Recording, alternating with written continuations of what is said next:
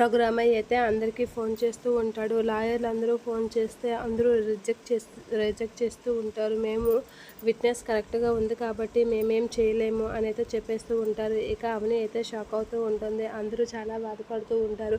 ఇక అక్షయ్ ఎలా వస్తాడా ఏంటా అని అయితే చాలా బాధపడుతూ ఉంటారు. అందరూ ఇక ఏడుస్తూ ఉంటారు. అక్కడికి అయితే పల్లవి వాళ్ళ నాన్న వస్తూ ఉంటాడు. అత్తయ్య డాడీ వచ్చారు అని చెప్పేసి అయితే అంటూ ఉంటాడు. ఇక వాళ్ళ డాడీ అయితే ఈ ఇల్లు పతనం అవ్వడం మొదలవ్వడం, నేను ఇంట్లో అడుగేయడం ఒకసారి, నేను అనుకునేది నా కూతురు సాధిస్తుంది, నేను అనుకునేదే అవుతుంది అని చెప్పేసి అంటూ ఉంటుంది. ఇక పల్లవి వాళ్ళ డాడీని చూసి అత్తయ్య అని చెప్పి వాళ్ళ డాడీ దగ్గరికి అయితే వెళ్తూ ఉంటుంది. డాడీ అని అంటే అమ్మ అని చెప్పి ఇక రఘురామ అయితే వాళ్ళ డాడీ మాట్లాడడానికి ట్రై చేస్తూ ఉంటాడు. సారీ బాబు గారు, ఇలా జరుగుతుందని నేను అనుకోలేదు.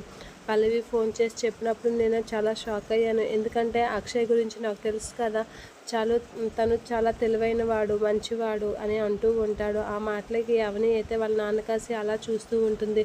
అవునమ్మా, నాకు బిజినెస్ పరంగా అక్షయ్ అంటే కోపమే కాదనలేదు, కానీ వ్యక్తిగతంగా ఆ అక్షయ్ అంటే నాకు చాలా ఇష్టం.